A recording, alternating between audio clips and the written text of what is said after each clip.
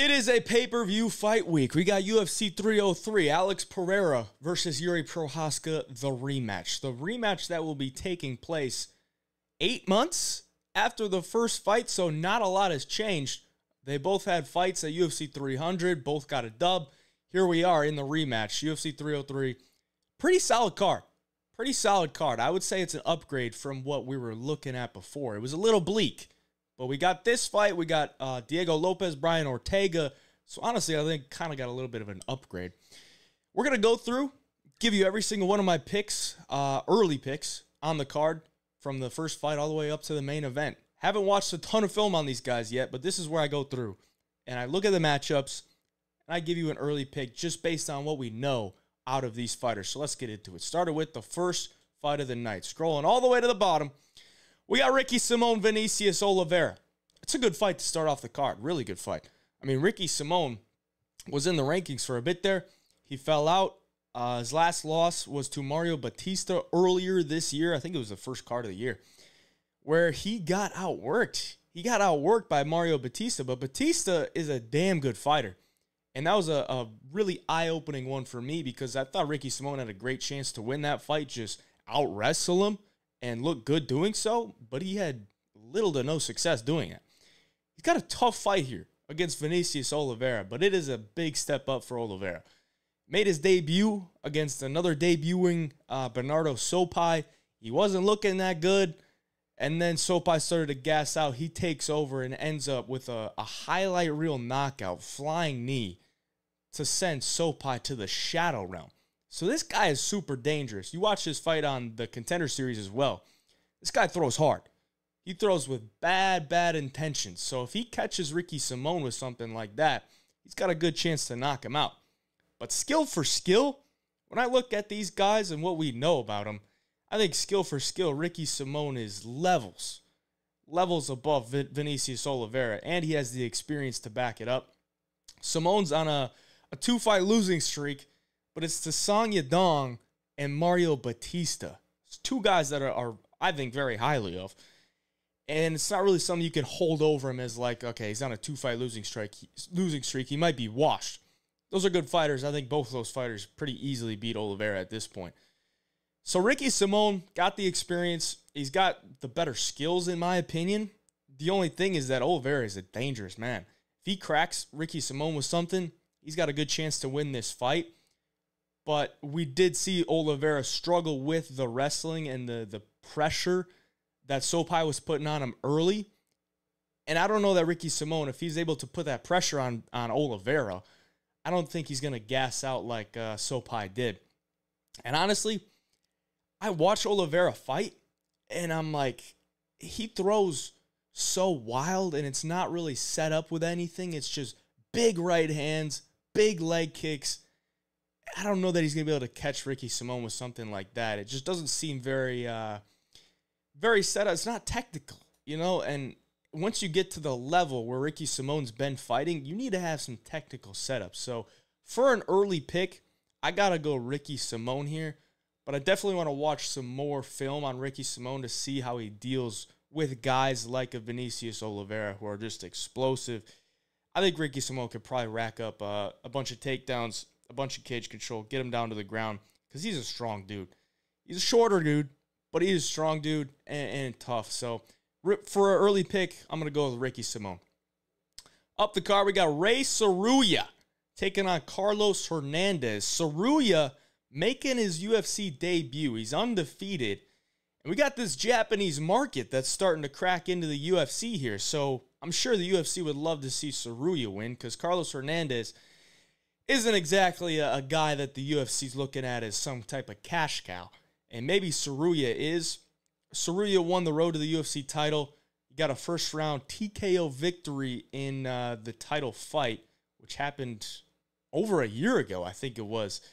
And he's good, man. He's a young Japanese guy that has a great ground game. On the feet, I think he's a little bit green.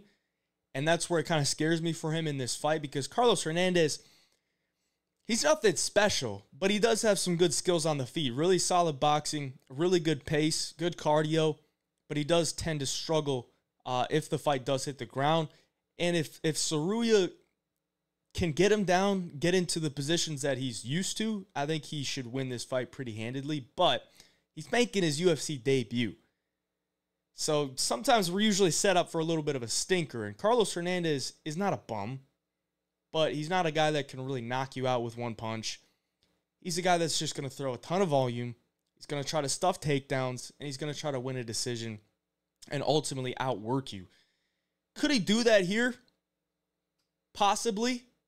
But I think Tsuruya is going to be able to get this fight to the ground, and I think he's going to be able to implement his game. So I'm going to go with Tsuruya for a pick, but I definitely want to watch some more film on Tsuruya and see deeper in his career how he looks on the feet if he's not able to get takedowns. Now, mostly throughout his career, he's able to get the takedowns, get into his game. But if he can't do that, he's probably in some trouble. I didn't really like a ton of what I saw on the feet when I watched that Road to the UFC fight. So Tsuruya is the pick, and we can move on. Up the card, we got the old man Arlovski stepping in here against Martin Buday.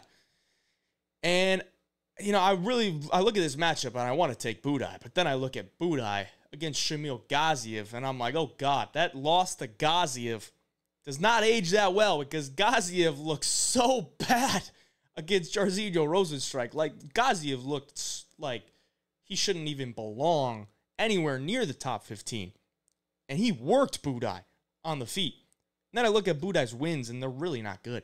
They're against just the lowest level of competition. Arlovski's been around forever. He's a veteran. I think he's on like a 3-fight losing streak. But honestly, I look at that last fight against Waldo Cortez Acosta, and I don't think it was really that bad. I think Waldo is a decent fighter. And he's a guy that has really solid stand-up, really solid boxing. And he doesn't hit the hardest, but he can crack a little bit.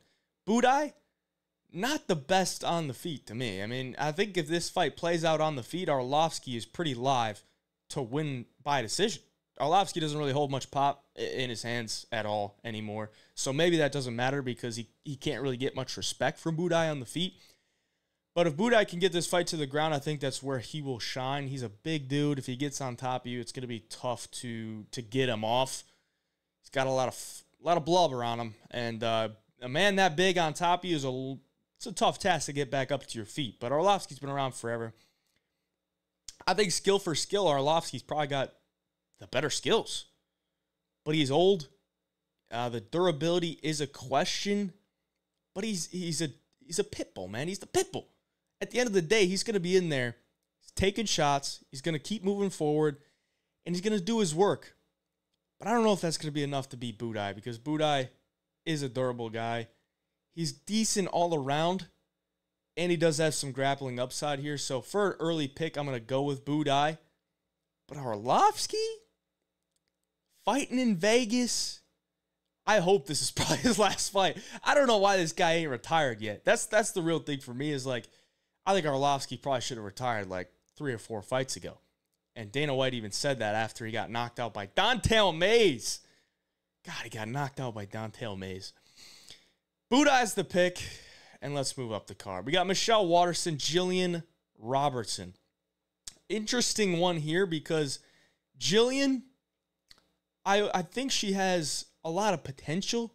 It's just when she gets into these fights where she has to stand on the feet, she doesn't look that great. Obviously, she wants to get the fight to the ground, use her jiu-jitsu there. I think her jiu-jitsu is really, really solid, but she has to do it from the top position. She's not a girl that can play guard from the bottom, hit a sweep, and be dangerous from there. She's got to get her own takedowns, get into the top position, land some ground and pound, soften you up, get into mount, and look to work that way. If she can do that here, I think she has a good chance to not only win this fight, but get a finish over Michelle Waterson. But Michelle Waterson, she's a vet, and she's been fighting the best of the best for a long time. And on the feet, I think Michelle Waterson probably point fights her way to a decision victory here.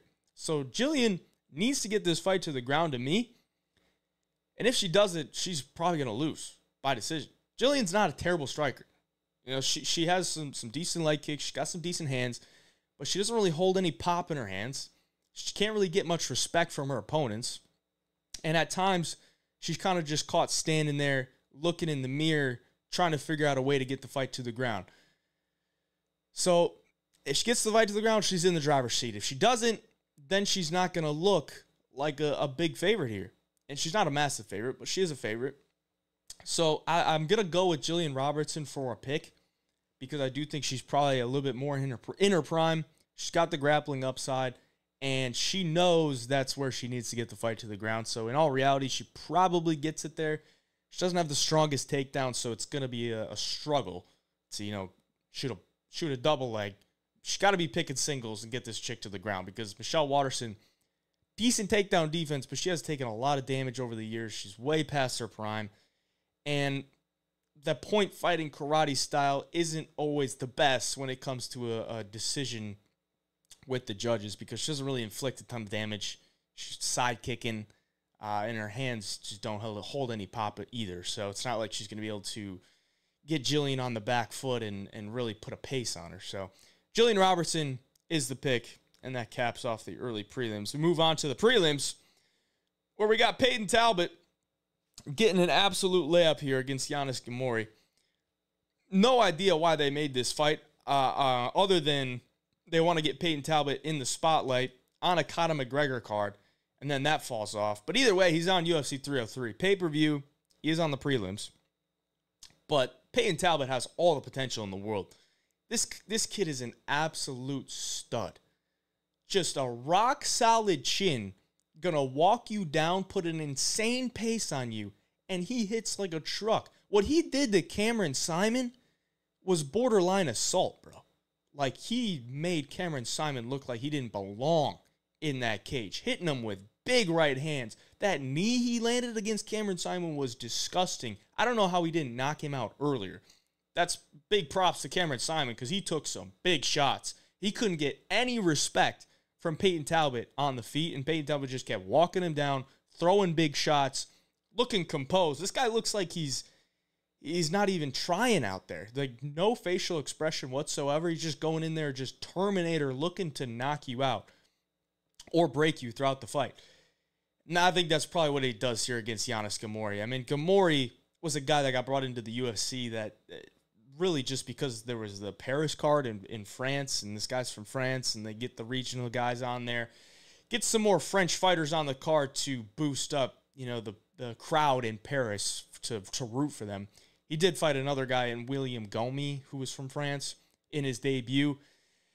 And Gomi's a tough guy to deal with, and Ghemmouri really couldn't land much on him. Ultimately, that was kind of a fluke TKO victory from Gomi because he threw that body shot that Ghemmouri said hit his nuts, but it didn't hit his nuts. It hit his body. He called off the fight himself, saying that it was a nut shot, and the ref was like, nah, it wasn't a nut shot. We're stopping the fight there because you refused to fight. So officially a TKO loss on Ghemmouri's record, and I think he's probably going to get another one here because Peyton Talbott going to walk this dude down and just break him. Eventually, he's going to have to wilt to the pressure. Peyton Talbott's 100% the pick. I mean, he's a massive favorite, minus 1,600 right now. He could end up being the biggest favorite in UFC history if this line continues to rise, which is nuts, but I do think he gets it done pretty easily. Charles Jourdain, Jean Silva. Very interesting fight here, very close fight. Charles Jourdain coming off the loss to Sean Woodson in a fight where I picked Sean Woodson, and Sean Woodson was an underdog. I think that was just a terrible matchup for Jourdain. Just a lot shorter, couldn't get in on the inside. And Jourdain's a guy that wants to get into the pocket with you and throw hands, throw a bunch of leg kicks, and just kind of be a free-flowing, wild type of striker. He's going to somewhat get that here against Jean Silva because Jean Silva's pretty similar, but he's a guy that kind of sits down on his punches a little bit more. I would say the power edge probably goes to Jean Silva. Jourdain has power, don't get me wrong. But Jean Silva hits a little bit harder, and he did show in his Contender Series fight that he can go 3 rounds and he can keep that pace up. So this is a real good fight, and I'm in a tough pinch here. I don't know who to pick, but for an early pick, I'm going to go with Jourdain, considering the experience that he has. It just comes down to if he could take the shots and not get disrespected by Jean Silva, because that's what Jean Silva does. just tries to walk you down. He's going to try to hit harder than you. He's going to earn that respect early. And eventually, you're going to be somewhat drowned by Gene Silva. It's a tough fight. Early pick, I'm going to go with Charles Jourdain, but one I definitely want to watch a little bit more film on. Let's move on. Cub Swanson, Andre Fili. Another good matchup. And I'm not going to count out Cub Swanson here because, look at his losses as of recently. It's Jonathan Martinez, who's a top 15 featherweight, not a bantamweight, featherweight right now. And then Giga Chikadze. Other than that, he's beaten dudes. And I think he just pulled off an upset win over Hakeem Dawodu in a fight where I didn't know that he won, but he definitely looked solid. I mean, he's older. He's not in his prime right now. And Andre Fili's a good fighter. He just knocked out Lucas Almeida, UFC 296. He's still got pop in his hands. It's going to be a good scrap. I think this is probably fight of the night, or at least a contender for fight of the night, at least on the prelims. They'll probably ended up giving it to Pereira or Yuri just because that's what the UFC does. I don't know why. They should be giving these fight of the night bonuses to the guys that are on the prelims that, I mean, I'm sure both these guys are making good money, but give them some spotlight, man. The fight of the night doesn't always need to be the main event. Okay, it just doesn't. Or at least the co-main event. Maybe. We got Diego Lopes, Brian Ortega. That's probably going to be the fight of the night. But this is a good one. This is a good one. That's what I'm trying to say. Andre Fili, Cub Swanson, a fight that's probably going to play out on the feet. Fili does have some grappling upside here, but I don't know that he's really going to go to it. He's not a guy that's going to be shooting takedowns or at least looking to get the fight there. So it's a fight that plays out on the feet. And if it does, Cub Swanson is dangerous. He's got a big right hand. He's got some good leg kicks. And Andre Fili is hittable. I mean, he got knocked out by Dan Ige. He's been durable throughout his career, but he has had a couple knockout losses. I mean, Brito knocked him out. Ige knocked him out. So Cub could come in here and knock him out. But I think on the feet, Andre Fili's going to be a little bit longer. He's just got to keep his volume up. That's the real problem I have with Fili, is at times he just doesn't have the volume to keep pace with these guys. Like Nathaniel Wood just out-volumed him, outworked him. They both landed a knockdown in that fight. And it was a close one. I think it was 1-1 going into the third. And Nathaniel Wood ended up winning that one. But Fili is going to be the pick. But I'm not going to count out Cub Swanson. I think if Fili stays safe, doesn't get knocked out, I think he wins this fight. He's got a win over Bill Algeo. That one ages pretty well. I know Bill Algeo just got knocked out, but Algeo's a tough guy to deal with, and Fili looked good in that one. Early pick, I'm going to go with Andre Fili. But if we're talking bets, and this line gets up to like plus 180, plus 200, Cub Swanson is live. Super live. Because he can crack, and we saw in his last fight against Dawodu, he throws a lot of volume, and Andre Fili can get out volume. But for now, Andre Fili is the pick. Feature prelim, Joe Pyfer, Marc-Andre Barriault. I think this is a good matchup for Joe Pyfer, man. I know he's coming off the loss to Jack Hermanson in a fight where he won the first two rounds pretty clearly and then just lost the next three because he doesn't have the 5-round experience yet. Jack just pretty much went on survival mode the first 2 rounds, trying not to get cracked with anything big. Weathered the storm and then won the last 3 rounds pretty clearly, and Pyfer just didn't really have much. It's a 3-round bout where Marc-Andre Barriault is a guy that likes to build his way into fights, and I don't know that he's going to have enough time to do that here against Pyfer. Barriault can get knocked out. He got knocked out by Chidi and Joe Kawani. Joe Pyfer's got big power. He's also got a wrestling upside, a submission upside. Joe Pyfer's a massive middleweight too. And I think he just big brothers Marc-Andre Barriault here. I like the power bar. I've been a backer for a good amount of his fights. But this is a tough matchup for him because he's not a big puncher. He's a guy that wants to throw a ton of volume at you. And I don't know that he's going to get the respect from Joe Pyfer here. Joe Pyfer's probably just going to work his way, looking for a big right hand, working for another big left hook or something like that. And there's just going to be a huge power difference. So Joe Pyfer is the pick, and I think he probably knocks him out in either 1 or 2. Ian Garry, versus Michael Page to open up the main card of UFC 303. This one's very, very, very tough because we still don't really know a ton about Michael Venom Page at the UFC level. And we know Ian Garry is undefeated. It doesn't always have the most fan-friendly fight style because he's a guy that likes to stay to the outside, work behind his kicks, stay off the back foot. He has amazing footwork, pretty good fight IQ. And I actually think this fight could end up looking just super, super boring because Michael Venom Page is a very similar guy. Stays to the outside, bounces around, waits for you to come in, and he just cracks you with a big right hand. Or if you're keen to that right hand, he's going to mix it up with a spinning back elbow. He's got good kicks as well. He's a tough guy to deal with. So the reason why I'm saying this fight is probably going to look really boring is because MVP is extremely tough to deal with. And I don't think Ian Garry is really going to give him much to deal with. So I honestly think this is going to be a staring match for a lot of the fight. Neither guy is going to sit in the pocket and trade. That neither guy has ever done that. Actually, the only time that Ian Garry did that, where he went in the pocket looking to trade, he got knocked down. So I think both guys are going to play it pretty conservative. And I think this probably goes to a decision. And then it's like, who did more work? Well, MVP might land one or two big right hands throughout a round, but Ian Garry's throwing these little teep kicks up the middle. And then it's like, what do the judges really care about? I'm going to go with Ian Garry for an early pick, but this is one that I just don't really see either guy standing out to be like, yeah, that was the side. That was the pick. And ultimately, it's probably one that looks just super boring. Ian Garry's the pick because he's younger. I think he might have a durability edge. MVP's a little bit older, but he does crack. Such a weird one. Such a weird one. But Ian Garry's the early pick. Up the card, we got a little piss break here. Mayra Bueno Silva taking on Macy Chiasson. You know, MBS really disappointed a lot of people in her title fight against Raquel Pennington. Not me, because Raquel Pennington, for how boring she is an effective fighter.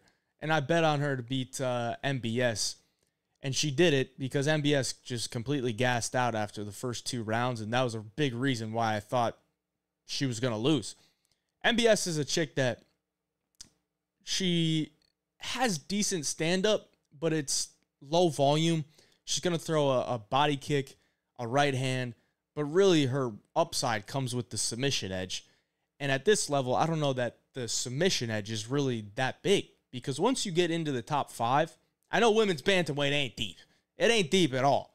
But once you get into the top five of like any division in the UFC, you can't really rely on these ninja chokes against Holly Holm or an armbar against Stephanie Egger. So I don't know how good this girl MBS is. She has good submissions, but at times she just really doesn't look like a champion. Like if she finishes a girl by sub, yeah, she looks like a champion. But if she doesn't, she looks pretty bad. Macy Chiasson is a girl that is a big bantamweight.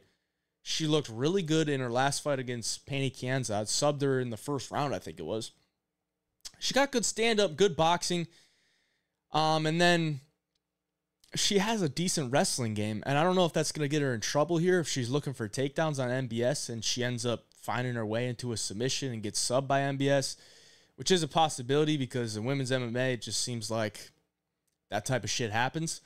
But I think Macy Chiasson, probably skill for skill, has a better chance to win this fight. If it plays out on the feet, I think her volume's going to be a little bit better. If she shoots a takedown, she just needs to stay safe because MBS is a girl that will lay on her back and she will give up minutes there. And Chiasson, for all her flaws, I don't think she's ever been subbed. So I'm kind of leaning Macy Chiasson. And I will take her as a pick. I will take her as an early pick. But one I want to look at a little bit more and see how Chiasson does on the ground. If she's getting into these submissions where she has to fight her way out of them.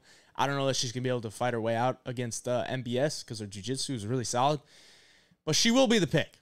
because I do think she wins this fight on the feet. It is a 3-rounder, though, and MBS won't have to gas the last 2 rounds. So Chiasson's the pick. Let's move up the card. We got Anthony Smith, Roman Dolidze. Now, Roman Dolidze taking this fight on, what, a week's notice? Crazy how this one worked out, because we had Jamal Hill versus Roundtree, and then we had Hill versus Olberg, and then we had Olberg versus Smith, and now we got Smith versus Dolidze. So both guys taking this on short notice, but I guess the shorter notice is Roman Dolidze, and he's moving up a weight class. He's usually a middleweight. So I don't know how in shape this Dolidze. Dolidze is a 185er going up 20 pounds to light heavyweight on short notice. I got to believe that this guy is probably weighing around 220, 230. And he's going to have to cut down to 205. Probably not in the best shape. He's not really a massive dude for 185.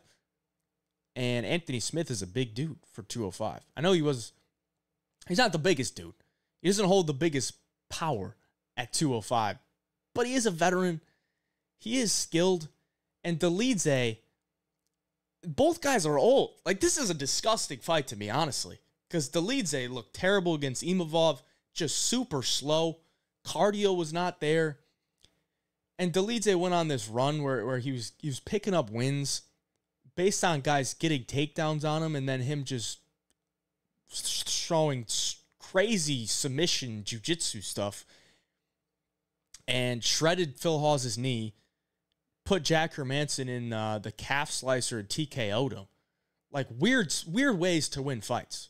You shredding a dude's knee and then knocking him out, and then getting a calf slicer and getting a TKO, and then he faces Vettori.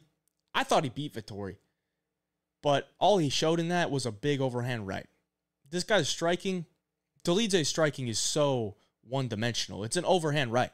That's all it is. It's an overhand right, fall into it, throw you up against the cage, and do his work there. Doesn't have great takedowns, but if he gets taken down, that's where he does his work, because he has really solid jiu-jitsu.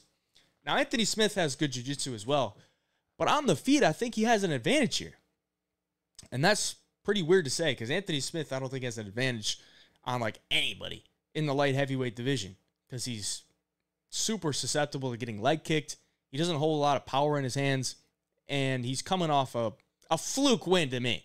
That was a fluke win against Vitor Petrino, and I'm not even saying that as a salty better on Petrino. I didn't even have any bets on Petrino, but that was fluke, because Petrino should have knocked him out, but he went for a takedown, gave him his neck, and Anthony Smith gets a guillotine win. I don't know, man. This is a weird one, a sloppy one, disgusting light heavyweight fight where Anthony Smith, if he gets takedowns on Dolidze, I think he's just giving him a chance. I honestly think in a 3-round fight, Anthony Smith could stay on his feet and just outpoint Dolidze, because Dolidze ain't good. He's not good on the feet. It's just an overhand right. Now, could he crack Anthony Smith with an overhand right? Maybe. But I don't know. I mean, Anthony Smith, not he's been knocked out so many times, but it's not like he's getting one shot knocked out. I mean, he went 3 rounds with Khalil. Khalil was piecing him up, but Khalil's got a lot better striking than Dolidze. So for an early pick, I'm going to go with Anthony Smith, the guy fighting at his weight class, who I think has more skills overall. I think the only way he loses this fight is if he takes him to the ground and gets into some type of jiu-jitsu match. But even then, Anthony Smith, best part about his game nowadays is his jiu-jitsu. So can Dolidze sub him? Maybe, but I'll take Anthony Smith. Moving on. We got Brian Ortega, Diego Lopes in the co-main event. Can't wait for this one. Probably my favorite fight on the card. The emo kid, Diego Lopes. This guy, Diego Lopes. Absolute killer, man. Absolute killer. How can you not like him? How can you not like him? He's getting a big jump up here against Ortega, but I think this is a decent fight for him. I think it's a 3-rounder. I don't think it's 5, which makes me a little bit more confident because Diego hasn't gone 5 before. And in a 3-round bout, I mean, he's a guy that just pushes a pace on you, just blitzes you from the jump. I mean, he's coming off 2 knockout victories in the first round that were both under 90 seconds. And if you think back to the Ortega-Yair fight, and we remember Ortega subbed him in the 3rd round, but we have to remember that first round. That first round, Yair was piecing him up, nearly had him knocked out. And I could see a similar thing here, because I think Diego Lopes is way more in his prime, hasn't taken nearly the amount of damage that Ortega has throughout his career. And on the feet, I think Diego cracks. I think he could crack Brian Ortega early and probably get him out of there. And even if he doesn't, I don't think his cardio is shit. I think his cardio is good enough. And Ortega is a guy that he needs to have some type of grappling edge over you to win. I don't think he has that here. I don't think he has a grappling edge over Diego, because Diego put Movsar Evloev in all the positions that he didn't want to be in. And granted, he lost the fight, but that's Movsar Evloev, who's still undefeated and who some people say is the best featherweight in the world right now. Some people say that. He's undefeated, dude. Like, Evloev, to face Evloev on short notice and to put off that type of performance in your UFC debut is unbelievably impressive. So I think Diego Lopes picks up a victory here, could knock him out early. But even if he doesn't, I think he just does the better work on the feet throughout the fight. And if it hits the ground, I think he handles himself on the ground. Maybe could find a sub. Who knows? But Diego Lopes is the early pick. To the main event, we got Alex Pereira versus Yuri Prochazka. Prochazka, he's got a good chance to win this fight. I will say that. The reason I say that is because this could be a mistake for Alex Pereira to take this fight, because it's on short notice. It's what, 2-3 weeks? I think it's less than 3 weeks, about 2 weeks notice to face Yuri. And Pereira's just been super active. And when we see these champions being super active, they're susceptible to, number one, getting knocked out, but also you just can't fight that many times in a row and expect to continue to defend your belt. Like we saw with Aljamain Sterling, he fought Cejudo, and then it was 3 months later, he's fighting Sean O'Malley, and Sean O'Malley knocks him out. Why? Because there's a lapse in preparation, there's lapse in judgment, and this is MMA, bro. Like, there's a reason people don't have undefeated records if they continue fighting, and they continue fighting in short amount of periods, because a lot of shit can happen. There's so many ways you can lose a fight. So I think Yuri Prochazka could win this fight, but at the end of the day,